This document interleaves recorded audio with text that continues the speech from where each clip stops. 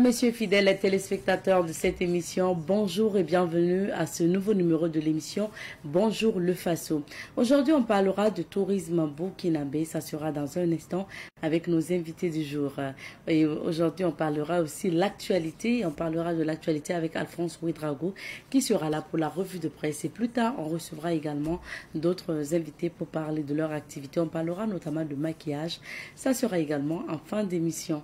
Merci de nous renouveler votre fidélité. Bonjour encore et bienvenue à ce nouveau numéro de l'émission Bonjour le Faso. Cette semaine, on décide de vous présenter la place de la nation de Ouagadougou ou encore le rond-point, donc pas de la place de la nation, disons la place des cinéastes de Ouagadougou ou encore le rond-point des cinéastes. C'est à travers la rubrique à la découverte de Place des cinéastes, encore appelée rond-point des cinéastes, c'est cette place-là ou ce rond-point que vous retrouverez en centre-ville, en face du trésor public, en face de la mairie centrale. Et vous avez ce rond-point-là que vous contournez, soit pour aller au lycée Marianne Gouabi, continuer au FESPACO, ou sinon pour aller à la cathédrale. En tout cas, vous rencontrez cette place des cinéastes-là ou encore rond-point des cinéastes. Nous avons décidé cette semaine de vous apporter l'information donc à travers les témoignages. Donc on regarde, on écoute et puis on revient. Ceux qui partent, on les honore d'abord pour leur inhumation, mais ensuite régulièrement on les honore. L'islam, la chrétienté sont venus, donc ils ont aussi leur façon de faire. Mais la tradition ancestrale est de verser un liquide par terre, et de demander vraiment aux ancêtres de bien accueillir ceux qui viennent de partir. Et ça, cette tradition-là, on l'a instaurée parce que des hommes et des femmes qui ont donné à l'Afrique dans le sens donc de montrer ces images, ces façons de vivre. Donc, l'image étant aujourd'hui le médium le plus important, la communication sociale, ce sont des gens qu'il faut honorer. Il faut honorer tout le monde. Mais nous, à notre manière, le Festival panafricain du cinéma de Ouagadougou, en association avec la Fédération panafricaine des cinéastes, sous la hullette de nos pionniers comme Sembène Ousmane, Paulin Ousmane Vieira, ont instauré cette tradition-là que l'on fait à 1h de la matinée, comme cela se doit dans nos sociétés. La symbolique est très forte parce que ça montre à ceux qui sont encore là qu'ils ne seront jamais oubliés, que nous penserons à eux, que leurs œuvres non plus ne seront pas oubliées, mais que leurs images seront indéfectiblement donc rattachées à cette tradition-là. Ouais, il y a les photos. Hier soir, on a fait l'hommage, et puis ça, ce sont des choses qui vont continuer. Cette année, entre les deux festivals, on a associé vraiment ceux qui sont partis, mais on n'oublie jamais de mettre les pionniers. Ce sont les pionniers qui font le tour en haut et ensuite donc en bas. Ce sont vraiment ceux qui sont partis ces 2 dernières années. Ils sont malheureusement nombreux. Alain Gomis. Alain Gomis parce qu'il a gagné l'étalon. Vous voyez, ça c'est l'allée des étalons. Tous ceux qui gagnent l'étalon ont le droit de venir mettre leur statut ici. On va le faire pour Alain Gomis. Pour Aboubacar Sam Makaram, qui est décédé en octobre 1987, il y a une cérémonie par sa famille et le Sénégal. Donc c'est pour ça que nous invitons. Il a été notre premier secrétaire général. À 36 ans déjà, quand la FEPACI a été créée le 12 octobre 1970, aux 3e journée cinématographique de Carthage à Tunis, c'est lui que ses aînés, Sembène, Tar Chiria et autres, ont désigné comme secrétaire général. Et il a fait du très bon travail. C'est un honneur qu'on fait aux artistes. Jusqu'à la fin des temps, on verra la statue de Alain Gomis ici. Pour les générations à venir, ils comprendront que ceux qui gagneront l'étalon, ils vont être magnifiés sur cette place-là. C'est ça l'importance. Les enfants, les petits-enfants de Alain Gomis nos enfants, nos petits-enfants et tous les cinéastes, même le monde des arts, même les cinéphiles, chaque fois qu'ils viennent à Ouaga, ils viennent faire le tour de cette place et ensuite ils vont voir les... Et ils seront beaucoup plus nombreux quand ma statue va y être. Le gouvernement du Sénégal a payé 25 millions pour faire sa statue. Il y a un éveil des consciences des autorités aujourd'hui au Sénégal et un éveil vraiment des consciences des cinéastes sénégalais qui autorisent qu'on les place dans l'avant-garde du cinéma africain. Beaucoup de choses se font. 2 milliards de francs CFA par an par le gouvernement sénégalais. C'est pas énorme, mais c'est pas rien. Et ça a permis vraiment donc de décoller, de sortir de cette léthargie. Je dis bravo au gouvernement sénégalais, au président Macky Sall, mais je lui dis, ce n'est pas encore suffisant, parce qu'il peut y avoir beaucoup plus. Mais c'est l'occasion de demander aussi aux autres gouvernements, aux autres chefs d'État, de s'impliquer dans les fonds nationaux. Ça se fait au Maroc, ça se fait en Côte d'Ivoire, au Burkina aussi, au Mali, il y a une loi qui a été votée, elle n'est pas encore appliquée, mais c'est l'une des solutions. Il faut que nous fassions donc, dans des projets endogènes le développement donc, du cinéma, de l'image. Revue de presse présentée ce matin par Alphonse Ouedraogo que nous retrouvons. Bonjour et bienvenue Alphonse. Bonjour à toi Madame Nikiema, bonjour à toutes et à tous. Alors nous allons donc découvrir les titres des journaux et on revient. Et c'est avec le plus vieux quotidien privé de la place, l'Observateur Palga, à sa une ce matin nous parle donc du service d'aide médicale urgente Burkina. Le directeur général, professeur Armel Flavien Kaboré, déclare: nos ambulances médicalisées ont tout le nécessaire pour prendre en charge les urgences. C'est à lire à la page 6 du journal Arge 2025. Point de préparatifs à jour J-4 du premier vol aller. Paris sportif en milieu scolaire, OneXBet est là, éloignez vos enfants. Prévient donc Issa Kabari dans sa rubrique Les humeurs de Bari. Recherche scientifique, le professeur Ali Tinto présente son prix d'excellence au Premier ministre. Grand prix cycliste du Fonds national pour la promotion des sports et loisirs, Wahab Bouddha en solitaire. Séjour au Burkina du représentant spécial de l'Union européenne pour le Sahel, Jao Gomez Cravino, puisque c'est de lui qu'il s'agit, fait le point au gouvernement, c'est-à-dire à la page 2 du journal L'Observateur Palgam.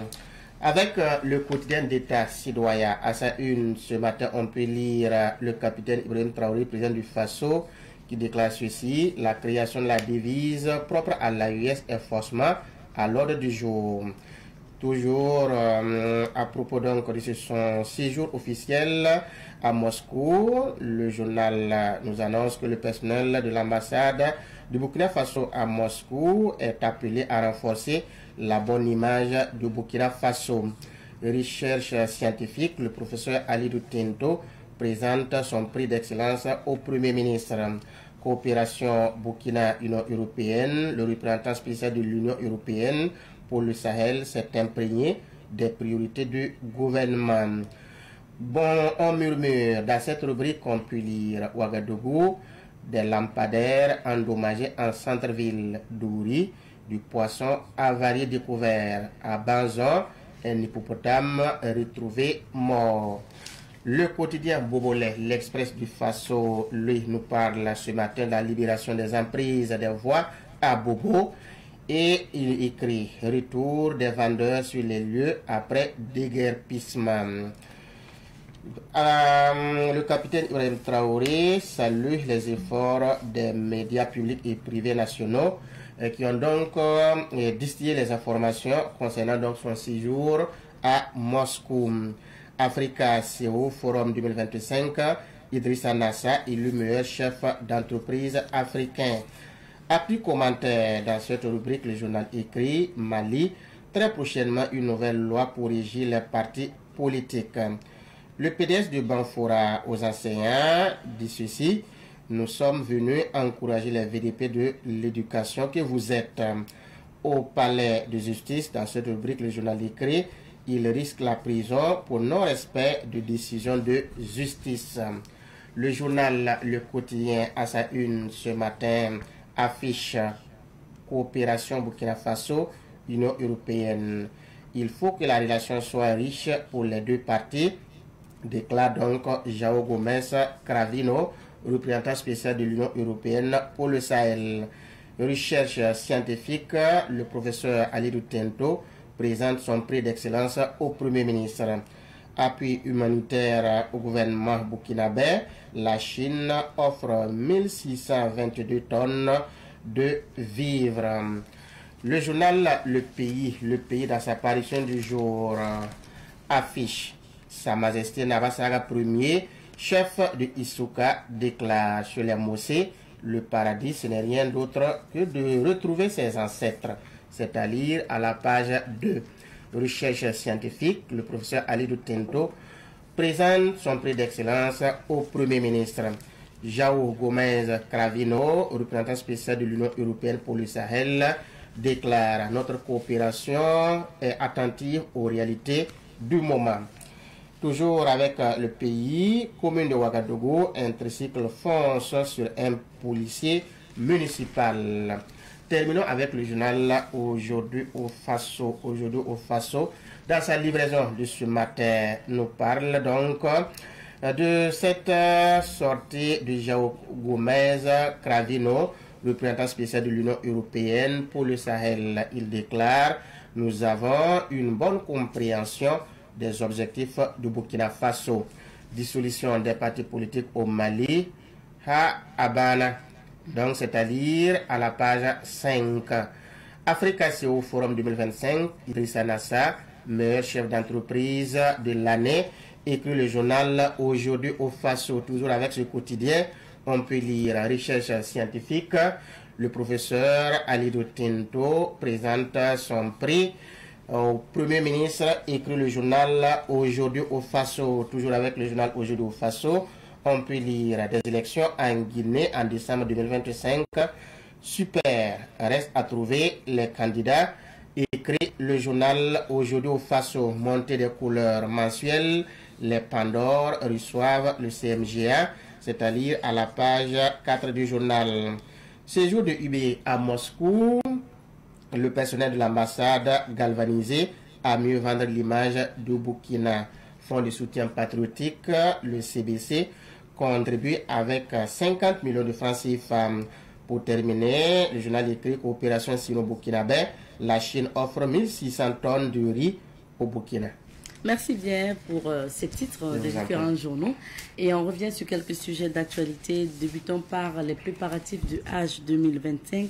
Des préparatifs qui vont bon train selon justement le Comité national de suivi du pèlerinage à la Mecque.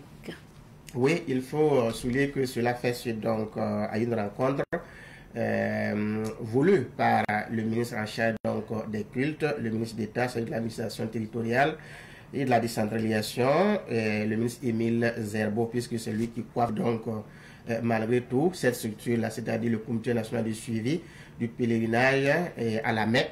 Donc le comité est allé présenter en tout cas faire le point des préparatifs au ministre et le ministre a apprécié ce qui est déjà fait parce que pratiquement tout est fin prêt pour en tout cas ouvrir un boulevard pour que ces pèlerins puissent rejoindre la Mecque, en tout cas faire leur pèlerinage. Mais ce qu'il faut noter, c'est que la rencontre s'est tenue le 12 mai dernier, c'était donc à jour J-4 du premier vol aller, parce que le premier vol est prévu pour le 16 mai. Cette année, le Burkina Faso aura un quota de 8143 pèlerins, donc c'est égal au quota de l'année dernière, même si il faut souligner que les agences de voyage avaient souhaité que le quota soit en tout cas au-delà, parce que l'offre est toujours là, le potentiel est toujours là. Ceux qui voudraient en tout cas effectuer donc ce pèlerinage-là sont toujours nombreux qui attendent, mais je pense que c'est le principe qui a donc été acté selon donc les explications du ministre. On ne pouvait pas aller au-delà. Et c'est pour cela d'ailleurs qu'il a salué tous ceux-là qui sont en tout cas donnés pour la réussite du Hajj de l'année dernière. Et il a salué par exemple la FAIB qui a beaucoup travaillé pour en tout cas lever certains soucis. Ça c'était important qu'il le souligne. Il a aussi souligné que pour cette année, il ne faudrait pas que, après ce qui a été présenté, ce qui est prévu, qu'il y ait en tout cas du Hajj clandestin, voilà, pas question d'inscrire certains pèlerins qui ne sont pas inscrits. Et en tout cas, il ne faut pas convoyer des gens qui ne sont pas inscrits sur la liste. Donc, cette mise en garde, cette mise au point était importante parce que c'est coutumier où il arrive que des gens outrepassent vraiment les mesures, les règles qui sont donc établies. Je pense que c'était une rencontre pour faire le point, c'est vrai, mais c'était une rencontre aussi pour montrer que actuellement il n'y a pas de souci à se faire, il n'y a pas à s'inquiéter parce que l'essentiel est fait.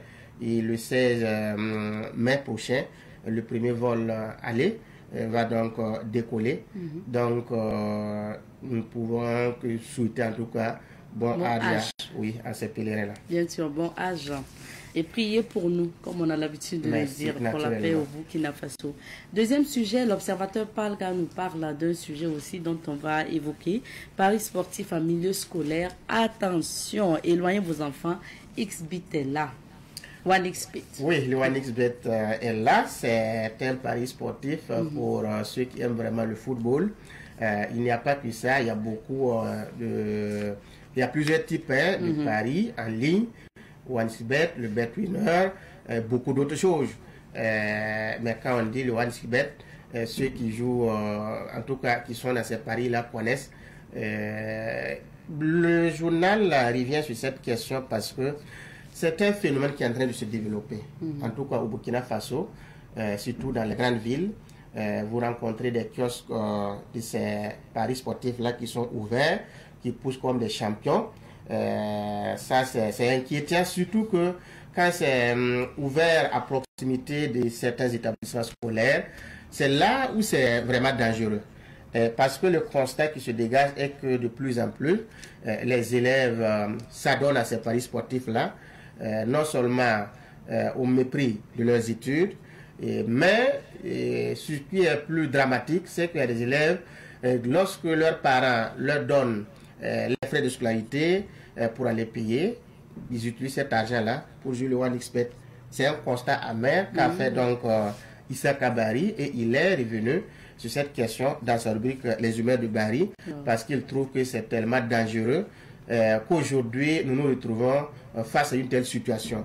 Qui en est responsable? Est-ce que c'est pas le fait qu'on a laissé certaines personnes à ouvrir, à n'en pas finir ces kiosques du club de paris sportifs OneXBet, que beaucoup, surtout la jeunesse, s'adonne à ces paris-là, ou en tout cas est-ce parce que l'État n'ouvre pas l'œil que ça continue, et c'est inquiétant. Et je pense que le gouvernement burkinabé avait donc annoncé des mesures qui allaient en tout cas essayer de recadrer les choses. Je ne sais pas nous en sommes à quel niveau.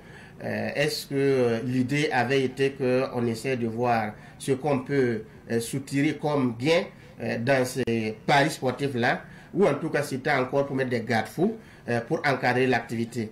Je pense que nous attendrons des informations. Nous avons eu plusieurs fois à le souligner qu'à travers ces paris sportifs, l'État peut gagner beaucoup d'argent si en tout cas à travers donc des experts qui seront réunis, on pense vraiment à comment soutirer, à comment avoir beaucoup d'argent dans ces paris sportifs-là. L'État burkinabé allait sortir gagnant parce que dans beaucoup de pays, il y a eu un encadrement. Soit, ici, ce qui est inquiétant, c'est qu'il faut vraiment recadrer les choses. Qu'on ne permet pas à ces kiosques-là de paris sportifs que ces kiosques soient ouverts à proximité des établissements scolaires, parce que c'est dangereux, qu'on ne permet pas à des enfants de moins que rien, en tout cas, miser sur ces paris sportifs, c'est encore plus dangereux. Je pense qu'aujourd'hui, à tous les niveaux, chacun doit faire un travail parce qu'ils sont nombreux aujourd'hui. Tout à l'heure, avant de monter sur ce plateau, quelqu'un me disait qu'il n'y a pas que les élèves, parce qu'il connaît donc un enfant qui, sa maman, a donné en tout cas cursus d'aller faire un retrait d'1,2 million. L'enfant est revenu au lieu d'amener l'argent parce qu'on avait besoin de ça pour injecter dans une activité. L'enfant a pris ça et puis aller jouer, miser sur le Wanisibet et il a perdu. Ils sont nombreux ceux qui sont tombés dans ce piège. Mais quand ce sont des gens qui sont majeurs, c'est pas un problème. Mais que des élèves prennent la scolarité et pas jouer, donc miser sur le Wanisibet, je pense qu'il n'y a pas d'avenir. Il faut alerter. Il faut alerter et il faut réprimer. Bien sûr. C'est grave ça. Bon. Maintenant, actualité internationale et on part en Côte d'Ivoire d'abord. Le PDCI RDA en congrès extraordinaire aujourd'hui. Oui, cela fait suite donc à la démission ou à la démission poussée de Tidjane Thiam de la présidence du parti parce qu'il y avait un contentieux au niveau donc de la justice. Une certaine Valérie Yapo, une dame, une cadre d'ailleurs au niveau du parti qui avait donc attaqué Tidjane Thiam, qu'il avait esté en justice parce qu'elle a estimé que Tidjane Thiam a usé en tout cas des voies pas illégales pour être élu président du parti, parce qu'en ce moment, le problème sur sa nationalité se posait et il avait toujours la nationalité française qui était donc querellée, donc il ne pouvait pas être élu en tant que président du PDC RDA en ayant donc une double nationalité. Donc la dame a attaqué au niveau de la justice et elle a eu raison. Donc cela a poussé Tidjane Thiam à donner sa démission. Et cette démission a donc été confiée aux vieux du parti pour gérer jusqu'à la tenue d'un congrès qui est prévu aujourd'hui pour désigner encore un président du PDC RDA. Donc on repart à zéro. Mais ce qu'il faut noter ici est que lors de ce congrès, Tidjane Thiam pourrait rebeloter parce que c'est une façon de se mettre en règle si tant est que sa présence au niveau du parti, son poste au niveau du parti a été attaqué, c'est parce qu'il y avait un problème sur sa nationalité. Maintenant qu'il s'est débarrassé de la nationalité française, étant donc ivoirien, il peut encore candidater pour être président du parti au niveau du PDC RDA. C'est ce qui sera fait et c'est ce qui se dit aujourd'hui. Même si la dame continue en disant qu'il a mal démissionné, parce qu'elle estime que si on attaque le poste de Tidjane Thiam au niveau de la présidence du parti, c'est-à-dire si on a établi, il est établi qu'il a été élu de façon illégale, Tidjane Thiam et son bureau devraient normalement démissionner et que c'est au bureau politique maintenant de désigner qui doit assurer l'intérim jusqu'à la tenue d'un congrès qui doit en tout cas désigner un autre président du parti. Donc c'est un combat qui n'est pas encore terminé et je pense que si en tout cas Tidjane Thiam n'est pas prudent, il va encore tomber dans un autre piège parce qu'il est ici question d'un processus électoral, d'une question d'élection et c'est une cuisine interne, je dirais, même si au niveau du PDC RDA ou dans le clan de Tidjane Thiam, ils estiment que ceux qui attaquent sa candidature, ceux qui lui créent des problèmes sont téléguidés. On ne peut pas le prouver, mais il faut comprendre que c'est la politique. La politique, Laurent Gbagbo l'a dit, que les gens comprennent qu'on ne devient pas président facilement. Il faut travailler jusqu'à avoir la sueur, jusqu'à gagner. Donc Tidjane Thiam pensait que ça allait être vraiment comme un boulevard pour qu'il passe être président de la Côte d'Ivoire. Mais je pense qu'avec le temps, il commence à comprendre qu'il a encore du chemin à faire. D'accord. Alors, deuxième sujet, à l'Inter, on part en Guinée. La Guinée qui annonce la tenue d'élections législatives et présidentielles en décembre 2025. La bonne nouvelle, pourrait-on dire, des journaux écrits que c'est super, un pas en avant, parce que c'est une date ou une nouvelle qui était très attendue par les Guinéens. Le président Doumbouya l'avait annoncé. Et cette fois-ci, avec cette annonce officielle, je pense que les Guinéens aujourd'hui sont heureux parce qu'en décembre, ils seront donc appelés aux urnes pour non seulement élire leurs députés et aussi élire le président guinéen. Donc, mais avant ça, il y a un référendum à faire le 21 septembre précisément. Les Guinéens seront donc convoqués pour l'adoption d'une nouvelle constitution. Et c'est après cela que, en décembre prochain, 2025, ils seront donc appelés à élire leurs députés, à élire donc le président de la Guinée. Et c'est une bonne nouvelle.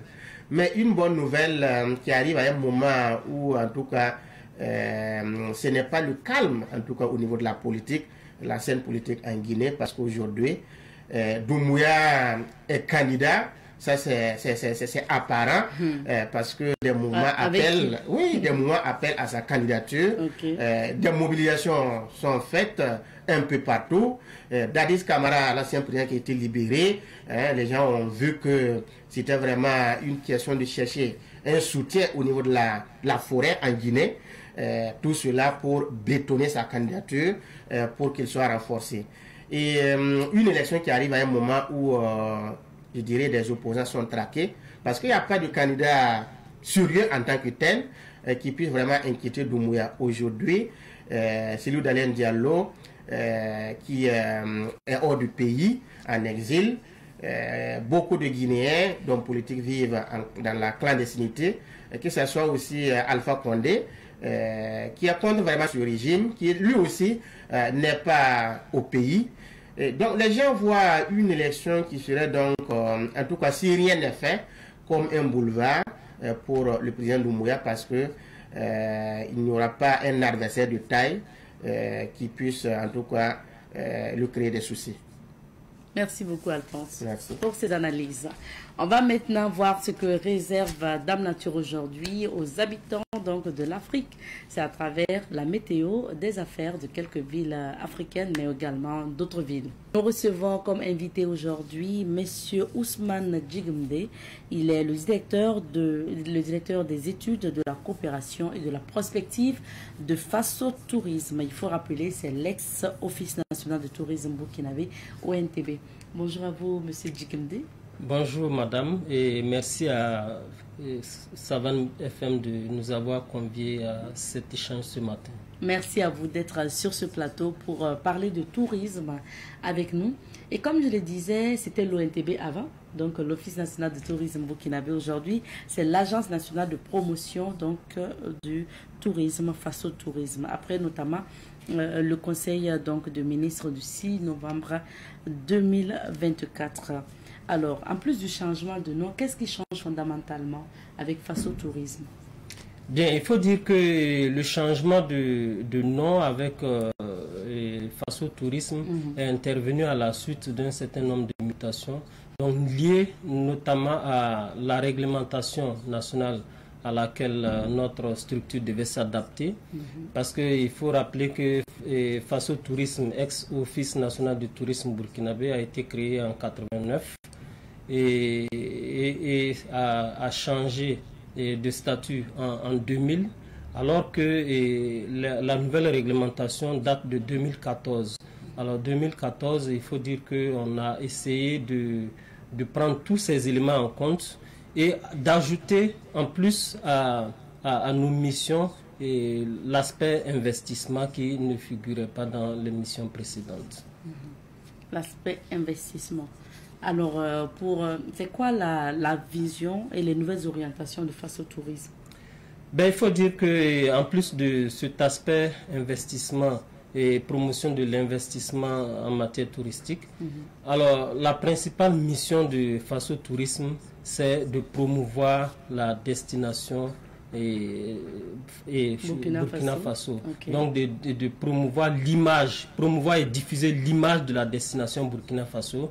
Et donc à ce titre, nous sommes en train de travailler sur plusieurs axes, notamment pour améliorer l'image, surtout en contexte difficile comme ce contexte sécurité que nous vivons actuellement. Vous parlez d'investissement. Est-ce qu'on peut comprendre mieux ce que ça implique concrètement? Qu'est-ce que ça veut dire concrètement? Oui, et il faut dire que en matière d'investissement touristique, vous avez les sites, hein, les sites à ériger. Vous avez par exemple le site de Laongo qui est sous l'administration de Faso Tourisme. Vous avez l'établissement d'accueil à Boromo par exemple qui est sous l'administration de Faso Tourisme. Vous avez également un site comme celui qui est à la Patte d'Oie, l'espace Morène, qui est également à la disposition de Faso Tourisme pour son administration. Mais notre rôle aujourd'hui, c'est de travailler à susciter l'amélioration de l'investissement dans le secteur du tourisme, mais aussi afin qu'on puisse augmenter le flux touristique dans notre pays et contribuer à améliorer l'image de marque de Burkina Faso. Vous voulez dire que c'est travailler de sorte que des privés puissent investir dans le tourisme burkinabé? Oui, bien sûr, parce qu'il faut susciter l'investissement, mais avant de susciter l'investissement, il faut d'abord créer les conditions pour que le flux puisse augmenter. Et ce flux-là, il y a notamment le flux externe, donc les touristes qui viennent de l'extérieur, mais également le flux à l'interne, parce qu'il faut rappeler aussi que le tourisme a deux volets. Hein, le volet interne actuellement qui est pris en compte et développé au niveau de Faso Tourisme. Alors, votre direction, c'est la direction des études, de la coopération et de la prospective, donc de Faso Tourisme bien sûr. De quoi s'occupe concrètement cette direction? Alors, il faut dire que aujourd'hui, tout le monde déplore le fait que les statistiques en matière touristique ne sont pas assez parlantes. Alors que le tourisme, en réalité, quand vous scrutez entre les lignes, vous voyez que le tourisme est un élément très important dans l'économie nationale. Mais on ne le mesure pas assez. Donc, face au tourisme, son rôle ici, c'est de contribuer à produire des statistiques de qualité, des statistiques fiables, et puis faire également des études, pour positionner la destination Burkina Faso. Et nous venons récemment de sortir des travaux de réflexion pour voir comment améliorer, par exemple, notre salon international du tourisme et de l'hôtellerie de Ouagadougou, le CITO. Et puis, nous avons, sur la base de la loi 1098, des conventions de partenariat aussi à signer avec des partenaires afin de partager un peu, de mutualiser un peu nos ressources pour pouvoir permettre, faciliter la promotion de cette image de notre pays. Là. Donc c'est une direction qui va à la rencontre de l'extérieur, qui signe des partenariats, qui œuvre pour la coopération. Bien sûr, bien évidemment, c'est une direction qui est chargée de signer des partenariats, parce qu'il faut rappeler que ce n'est pas à tous les niveaux que l'État a la capacité de se déployer. Donc en 1998, par exemple, l'État a adopté une loi pour dire comment est-ce que sur le terrain du développement, l'État pouvait partager ses compétences avec les autres acteurs de développement, et donc notamment Faso Tourisme est invité aussi à explorer les voies de partenariat qui peuvent lui permettre de développer le secteur touristique. Est-ce qu'aujourd'hui les Burkinabés connaissent Faso Tourisme qui était anciennement ONTB? Et oui et non, parce que il faut dire que l'image de Faso Tourisme actuellement, ex-ONTB, n'a pas suffisamment été promue, parce qu'on ne s'est pas suffisamment déployé sur le terrain, parce qu'il était prévu qu'on ait un certain nombre de directions régionales. Il n'y en avait que 2. Bon, les ressources limitées aussi n'ont pas permis de faire ce travail de promotion-là. D'où le fait que on ait accordé, l'État ait suscité cette mutation institutionnelle de Faso Tourisme, ex-ONTB, pour lui permettre d'avoir les capacités institutionnelles, donc, et puis aussi de pouvoir mobiliser les moyens pour mieux se faire connaître sur le terrain. Donc je salue au passage le travail des anciens qui ont cru en cet outil. Il faut dire que nous sommes parmi les pionniers en la matière, et au niveau de la promotion du tourisme au Burkina Faso, en Afrique, nous avons quand même un certain pas une certaine avance sur beaucoup d'autres offices et agences en matière de tourisme. Et je sais que face au tourisme, et même anciennement l'ONTB, organise généralement des excursions touristiques, même souvent à la demande de la population ou à la demande, à votre propre initiative, dans la ville de Ouagadougou par exemple. Ce sont des informations qu'on n'a pas forcément, alors que oui, on peut décider de découvrir la ville de Ouagadougou en passant par face au tourisme, anciennement ONTB. Bien sûr. Alors, ça c'est un axe que nous sommes en train de développer à travers ce qu'on a appelé le plan de développement du tourisme interne. Alors, ce plan de développement du tourisme interne là va permettre à Faso Tourisme de mieux accompagner le personnel sur le terrain, de mieux accompagner les populations, les citoyens, à aller à la découverte de nos valeurs culturelles, aller à la découverte des richesses qui se trouvent au niveau de nos régions. Alors, pour ce faire, nous avons formé des acteurs en langue nationale pour leur permettre de mieux faire le travail de guide sur le terrain et de parler dans la langue nationale, qui est la langue qui se comprend le mieux par les populations qu'elles côtoient au quotidien. Donc, pour aller dans le sens des activités, vous êtes aujourd'hui une agence avec certainement une nouvelle vision. Comme vous l'avez dit, c'est promouvoir le tourisme interne, c'est bien sûr amener aussi les gens à investir dans le tourisme, mais également les citoyens à pouvoir aussi faire entrer de l'argent en visitant leur site touristique. Est-ce qu'il y a des activités que vous avez prévues?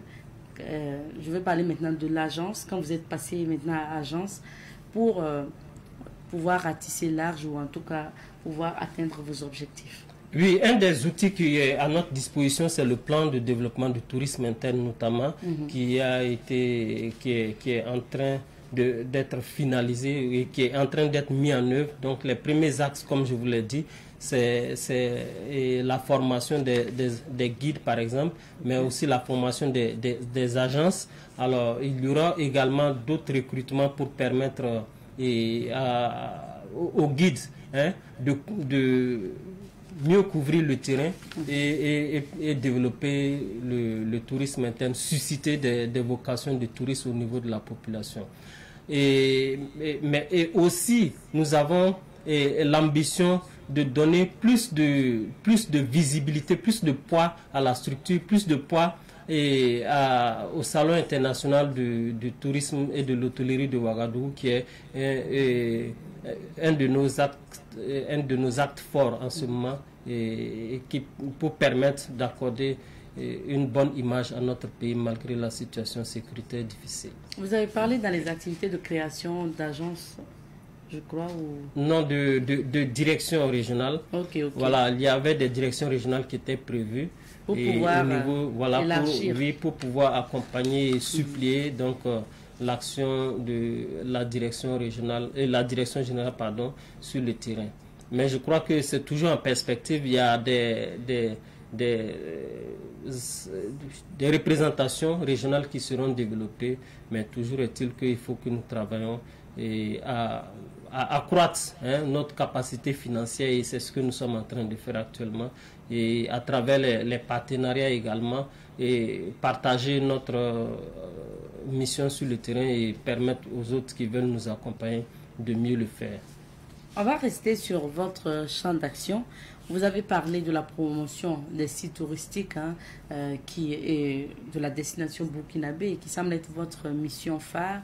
Et puis bien sûr encourager aussi la création de d'autres espaces comme ça.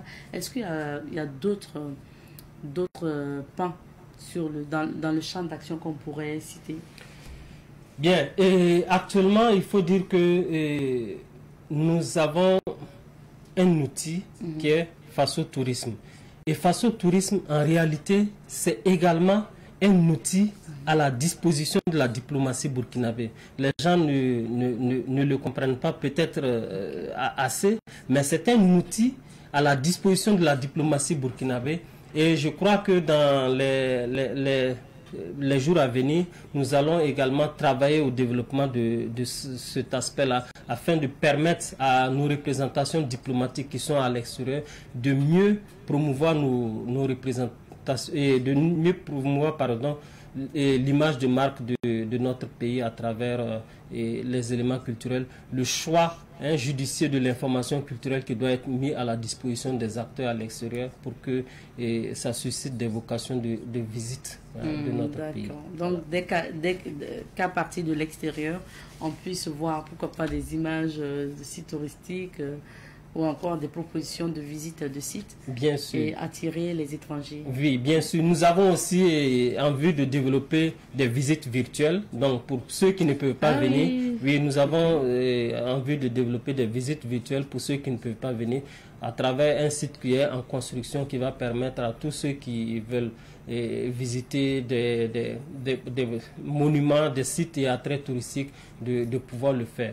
Mais nous avons aussi des personnalités fortes que Faso Tourisme va utiliser, donc notamment l'image du président Thomas Sankara, mais aussi l'image de certaines personnalités comme Joseph Kizerbo et ainsi d'autres, mais utiliser également la notoriété d'événementiels comme le FESPACO et le CIAO et même le CITO pour que notre image soit améliorée. Et pour ce faire, le gouvernement a demandé, a instruit, Faso Tourisme à faire ce qu'on appelle la mise en tourisme des événementiels. Donc nous avons commencé déjà avec le FESPACO, nous avons également fait avec la SNC à Bobo. Nous avons fait cela avec, chaque fois qu'il y a un événementiel et que Faso Tourisme est saisi, nous travaillons à faire la mise en tourisme de cet événementiel et de tout ce qui s'ensuit. Et cette mise en tourisme, ça se fait comment? Oui, nous avons une direction qui est la direction marketing et communication. Okay. Alors cette direction conçoit des produits touristiques, des visites ou des circuits appropriés pour les tranches d'âge qui sont sélectionnées et qui nous approchent, ou encore qu'on promeut auprès du grand public. Voilà. Donc ce sont à travers ces éléments-là, mais aussi à travers un lobbying que nous faisons auprès de nos partenaires pour susciter un accompagnement, pour susciter aussi la promotion de cette destination-là. Alors, on est conscient qu'avec l'insécurité, il y a beaucoup de sites touristiques qui peinent à avoir beaucoup de visiteurs. Parce qu'avant, c'était justement des étrangers qui venaient pour visiter nos sites touristiques. Même si avec votre politique aujourd'hui, même la politique du gouvernement, c'est d'amener les Burkinabés à aller sur le site parce que l'insécurité est venue aussi prouver qu'il ne faut pas forcément compter sur les autres. Alors, maintenant, on dit aussi que les sites touristiques, il y a des sites touristiques qui sont difficiles d'accès. Les Burkinabés veulent bien y aller, mais il n'y a même pas de voie appropriée pour aller visiter un site touristique. Qu'est-ce que Faso Tourisme demande à ce niveau? Oui, et pour ces sites dits inaccessibles, alors nous avons une direction au niveau du ministère de la Communication, de la Culture, des Arts et du Tourisme, qui est la Direction Générale du Tourisme, qui est chargée de l'investissement et pour ces différents sites-là. Alors cette direction travaille dans la mesure de ses moyens à faire en sorte que les sites qui sont déjà répertoriés soient accessibles, mais aussi à développer autour de ces sites-là des infrastructures et à travers des partenariats qui sont signés avec les privés, les acteurs privés, pour développer ces partenariats. Toujours est-il que c'est vrai, la situation sécuritaire qui intervient a considérablement limité nos moyens, et je pense que c'est pour ça aussi que nous avons l'ambition de développer le tourisme interne pour renforcer la cohésion nationale et aussi apaiser le climat. Parce que il faut reconnaître que le tourisme, la découverte de l'autre, la découverte des richesses qui sont dans nos régions est également un fort élément de cohésion nationale. Nous sommes toujours dans le mois du patrimoine, de promotion du patrimoine burkinabé. Donc, il faut le rappeler, c'est du 18 avril au 18 mai. Comment Faso Tourisme marque ce mois? Bien, Faso Tourisme, à travers sa direction marketing, a conçu des produits touristiques, donc des visites, mais également des circuits à l'endroit du public qu'elle a essayé de déployer, donc ces produits-là auprès du public. Et sur sollicitation aussi de certains partenaires, Faso Tourisme a contribué à développer, à les accompagner justement pour voilà, promouvoir certaines valeurs qui sont ignorées dans notre pays. Donc c'est essentiellement ces actions-là que nous avons fait pour le moment. Mais je crois que dans les années à venir, nous allons avoir très certainement la capacité de faire mieux et de développer davantage les flux au niveau des différents sites et attraits touristiques. Alors, l'actualité aussi de Savane Media et de Faso Tourisme, c'est qu'il y a eu une signature de convention donc entre Savane Media et Faso Tourisme. Alors, est-ce qu'on peut en savoir plus sur cette convention? Bien, la convention entre Savane Media et Faso Tourisme date déjà c'est vrai, ça date d'à peine un mois que nous l'avons signée, mais c'est une démarche qui est assez ancienne. Et Savane Media, vous savez que c'est un média essentiellement orienté vers la promotion des valeurs culturelles burkinabées. Donc, un média qui est essentiellement orienté vers la promotion de l'image de marque de notre pays. Et c'est également la mission de Faso Tourisme. Alors, c'est pour ça Savane Media a approché Faso Tourisme pour qu'on puisse travailler ensemble. Et il faut préciser que c'est bien Savane Media qui a fait la démarche. Alors, et nous avons saisi l'opportunité parce que justement, nous en avions besoin. Alors, nous avons, avant même la signature de la convention, nous avons travaillé ensemble dans le cadre du Salon international du tourisme et de l'hôtellerie de Ouagadougou. Et nous avons eu une activité là-bas, le Bourgeois de la diversité, que Savane Media a entièrement couvert. Et au passage, je remercie les autorités de Savane Media, les dirigeants de Savane Media pour cet accompagnement qui nous a été très utile et qui a permis de connaître déjà, de positionner déjà l'événement dans le champ des événements culturels de notre pays, mais aussi de donner plus d'ancrage au Bourgeois de la diversité au sein du Salon international du tourisme et de l'hôtellerie de Ouagadougou, afin de pouvoir promouvoir les valeurs immatérielles de notre pays à travers voilà, ce qu'on ne peut pas toucher du doigt, les valeurs qu'on ne peut pas toucher du doigt, mais qui sont essentiellement des valeurs liées à l'information. Et quel est le contenu de cette convention, si vous pouvez nous résumer un peu? La convention a un certain nombre de domaines de partenariat qui ont été signés. Alors, le domaine, c'est que c'est la production et la diffusion de contenu touristique, de promotion touristique, mais essentiellement, il s'agit pour nous, ensemble avec Savane Media, de promouvoir l'image du Burkina Faso. Alors, vous m'excusez. Okay. Et Faso Tourisme met à la disposition de Savane Media ses compétences, mais aussi son appui technique et son appui matériel quand c'est nécessaire, mais la formation des journalistes en matière de contenu et touristique.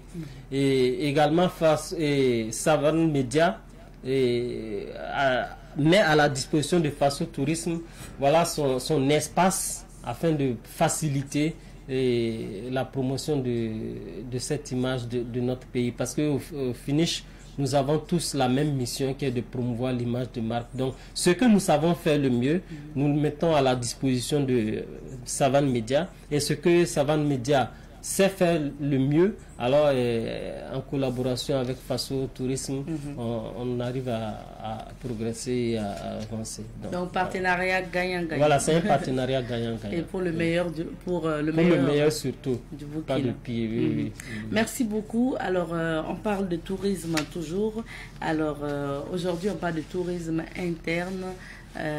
Comment maintenant encourager les Burkinabés vers les sites touristiques? Parce que oui, par exemple à Ouagadougou, on a tellement de sites touristiques à visiter, ou de places symboliques à visiter à Ouaga, mais ils sont peu, les Burkinabés qui se lèvent comme ça, qui disent alors aujourd'hui je vais découvrir la ville de Ouagadougou. Comment on les amène vers les sites touristiques? Et c'est une excellente question et je pense que c'est pour répondre à cette préoccupation-là. Et dans le cadre même de la lutte contre l'insécurité, donc de la crise sécuritaire, que le gouvernement a mis en place le programme de développement du tourisme interne. Oui. Et ce programme-là, il y a un certain nombre d'axes qui vont nous permettre de susciter chez le citoyen burkinabé le goût de la visite, le goût de la découverte de ses propres valeurs et le goût du voyage. Et le goût de la compréhension de qui nous sommes, de la découverte de qui nous sommes, parce que l'enjeu derrière ça, c'est renforcer la cohésion sociale. Et dans ce plan qui est assez bien structuré, je pense que il nous faut un certain nombre de partenariats comme ce que nous avons avec Savane Média, mais aussi avec d'autres structures pour mobiliser ensemble les compétences, mobiliser ensemble les ressources, les mutualiser et permettre cela. Nous avons déjà, comme je l'ai dit tantôt, formé, parce que si vous voulez développer le tourisme interne, il faut que le guidage soit fait en langue. Donc ça, cet aspect-là, nous avons commencé depuis la fin de l'année 2024. Nous avons aussi formé des acteurs de l'hôtellerie, de voyage, afin de susciter depuis l'extérieur là des gens, de mieux prendre en charge nos touristes, qu'ils soient internes ou externes, et voilà, les convaincre sur les potentialités touristiques dont dispose notre pays. Il y a un certain nombre de valeurs qu'on ignore.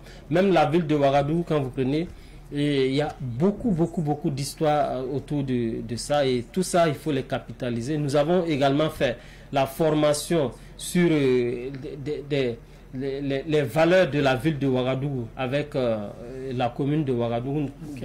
Nous avons signé un partenariat également avec eux, et ils nous ont permis de découvrir que la ville de Ouagadougou même regorge de choses, d'informations dont qu'ignorent par exemple les citoyens et les populations, et tout ça c'est des éléments à découvrir, et si vous le voyez, vraiment ça suscite beaucoup d'admiration, et ça suscite également la compréhension, et voilà, ça donne des éléments d'encouragement pour être vraiment burkinabé, être fier d'être burkinabé. D'accord. Merci beaucoup. Alors, peut-être une idée sur ce que rapporte le tourisme burkinabé, le tourisme à l'économie burkinabé.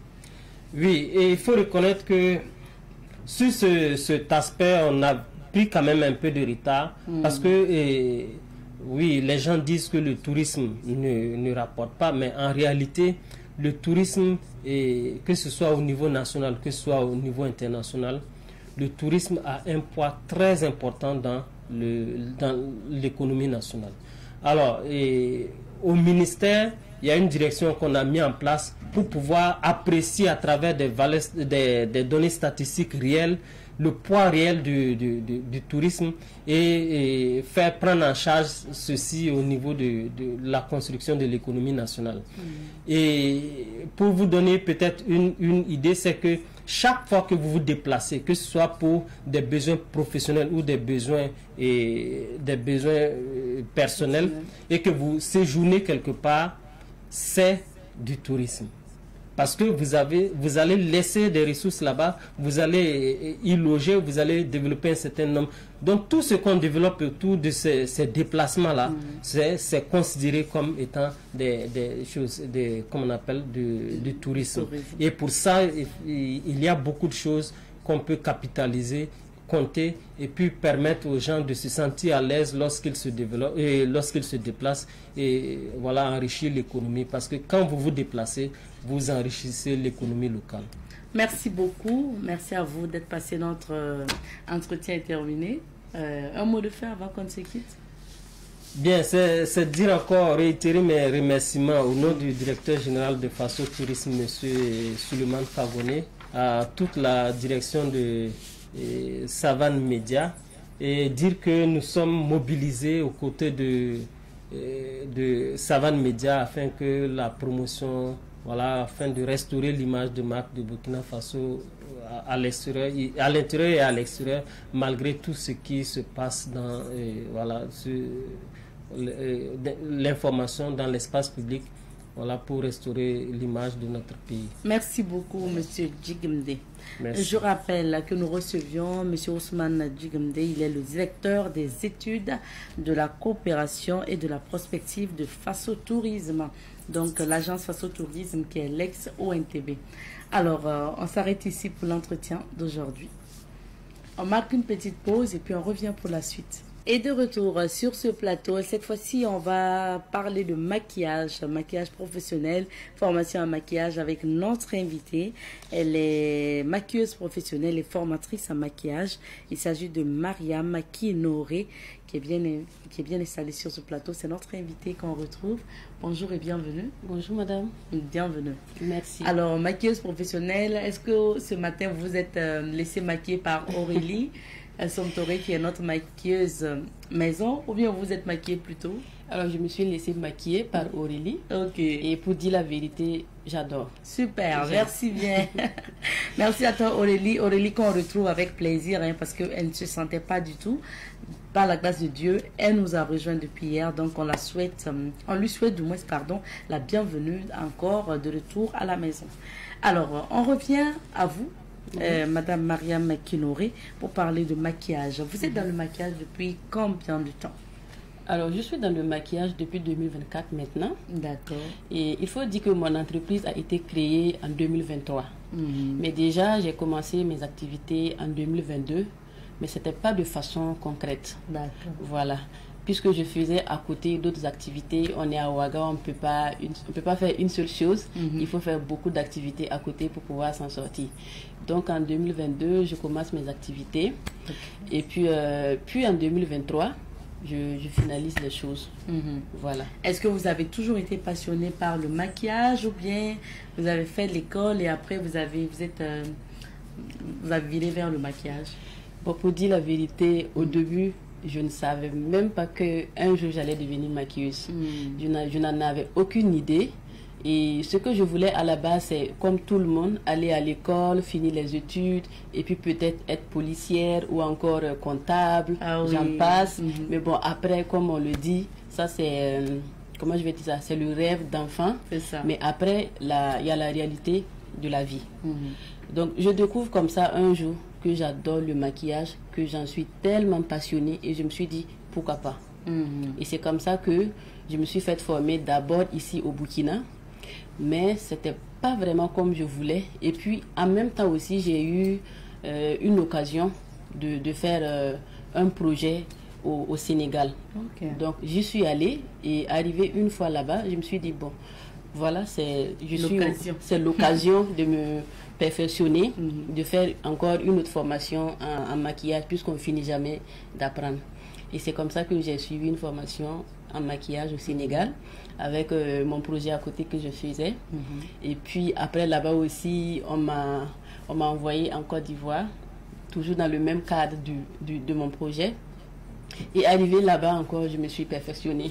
Tellement que j'adore le métier, je me suis dit, bon, il faut y aller, il faut encore faire une autre formation, parce que je dois être au top une fois arrivé au Burkina Faso. D'accord. Donc ça veut dire que vous avez eu la chance d'avoir appris au Burkina, au Sénégal et en Côte d'Ivoire. En Côte d'Ivoire. Donc plusieurs pays, certainement plusieurs styles de maquillage. Exactement. Que vous avez pu apprendre. Ouais. Et là, de retour au Burkina, vous lancez justement votre propre boîte pour maquiller. Effectivement. Est-ce que le début, vous avez pu avoir un local tranquille ou bien vous avez commencé à maquiller à la maison lors des événements, comme la plupart des maquilleuses qui commencent comme ça avant d'avoir leur... Bon, pour la plupart, oui. Actuellement, même, je travaille depuis chez moi. Parce que je suis toujours à mes débuts. Et comme vous le savez, tout début n'est jamais facile. Voilà. Et pour ne pas me précipiter, pour y aller doucement, tout doucement, pour voir comment les choses vont avancer et aussi pour ficeler certains paramètres parce que je veux vraiment m'imposer au Burkina Faso. Je veux vraiment quelque chose de concret, de réel et de vrai sur une longue période durable en fait. Voilà, donc une entreprise se construit petit à petit et c'est sur cette base-là que j'ai décidé de d'abord commencer à la maison. Donc mon entreprise est implantée à la maison. Je commence d'abord à la maison et puis après on verra.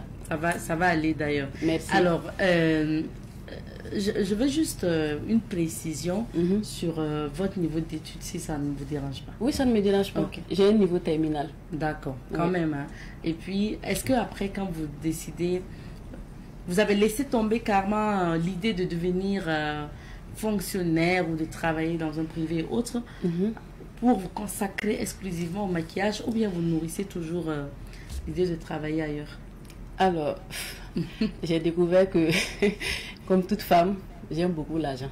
Ah bon? Ah, l'argent, là, on aime ça. C'est vrai qu'à l'heure, là, je travaille pour moi-même. Je suis entrepreneur. Et puis, si je gagne un gombo à côté, comme on le dit, ou si je gagne un petit contrat à côté, pourquoi pas? D'accord. Voilà, je ferai les deux en même temps. Surtout que vous pensez à la formation. Voilà pourquoi on va aborder le volet social de vos activités.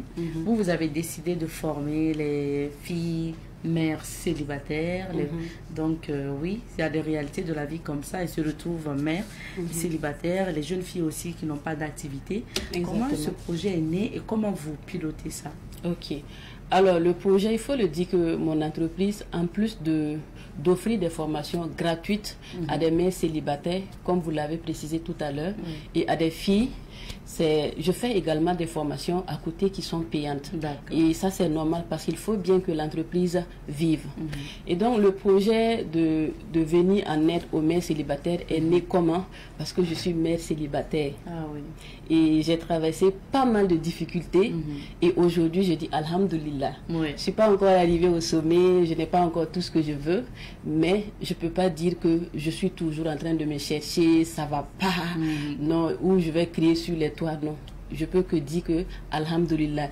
Et qui est mieux placé que moi pour comprendre les mères célibataires qui sont actuellement dans les difficultés, qui ne se retrouvent pas, qui se posent des questions, qui sont dans les doutes, qui pleurent la nuit, qui souvent même rejettent la faute sur l'enfant. Je suis la mieux placée pour les comprendre. Et je me suis dit, alors, il faut faire quelque chose pour ces mères célibataires. Je n'ai pas de millions à distribuer, mais ce que je peux faire, je vais le faire. C'est leur apprendre un métier. C'est leur apprendre un métier et puis leur accompagner à gérer ce métier-là. Voilà.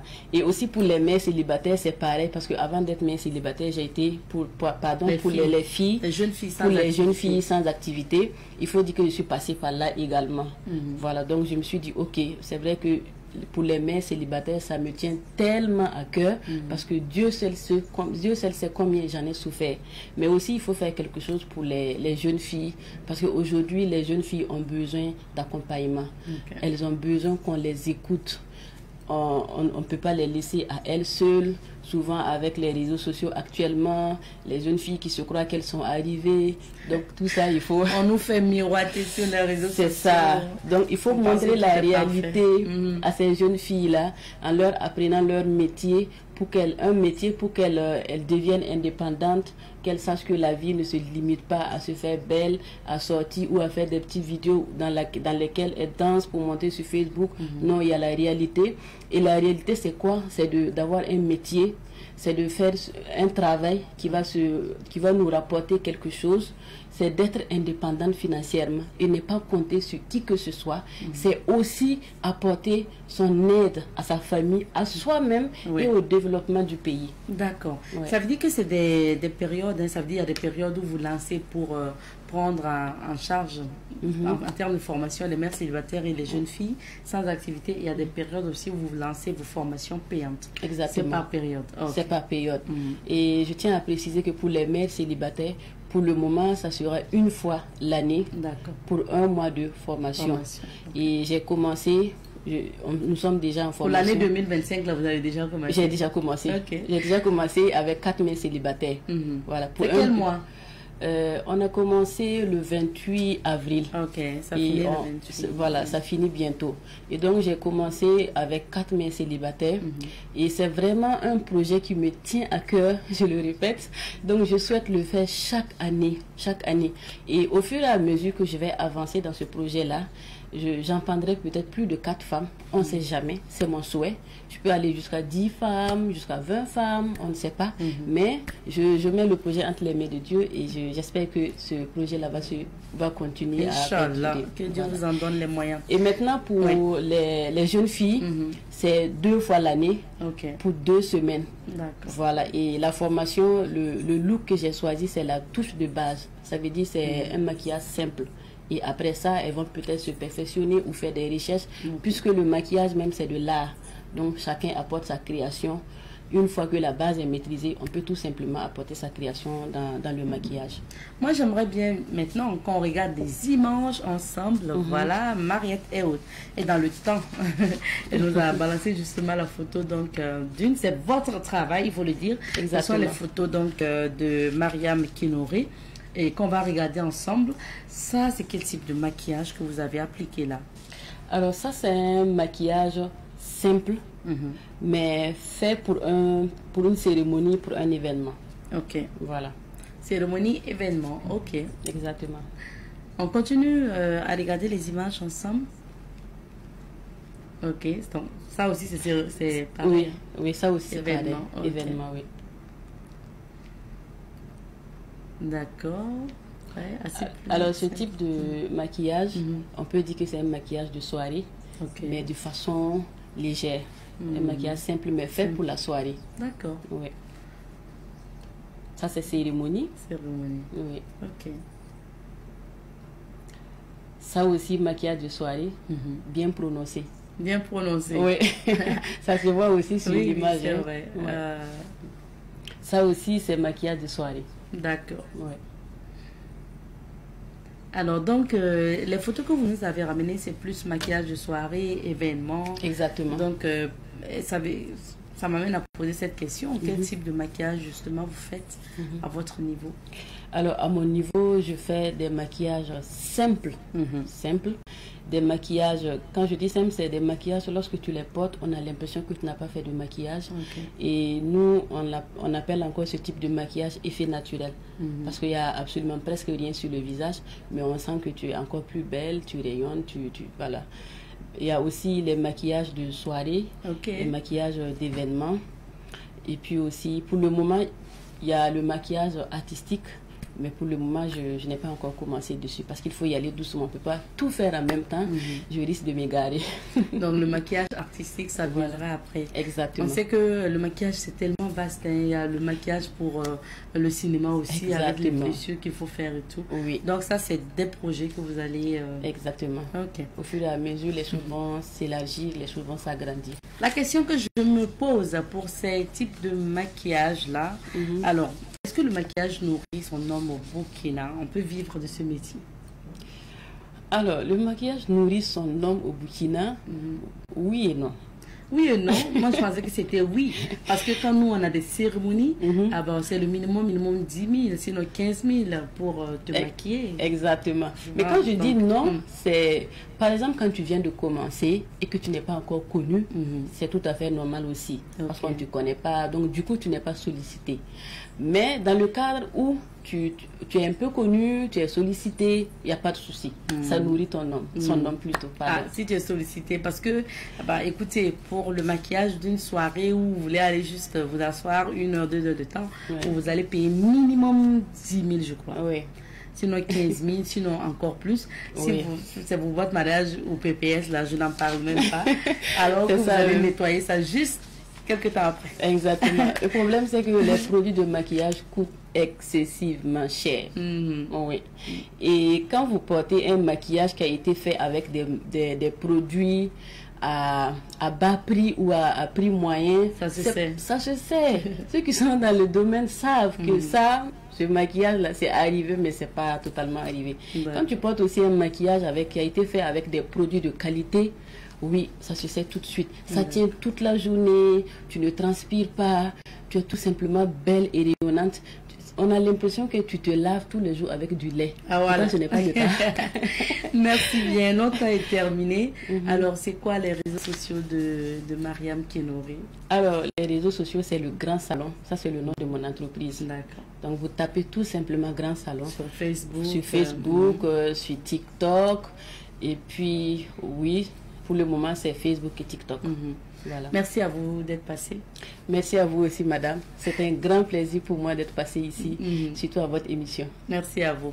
Alors, restez avec nous pour qu'on puisse dire au revoir aux téléspectateurs ensemble. Merci de nous avoir suivis. Rendez-vous demain, jeudi, pour d'autres aventures de Bonjour le Faso. En attendant, portez-vous bien et surtout, ne zappez pas puisque les programmes de Savane TV se poursuivent. Allez, Amen 2, pour ne pas dire demain.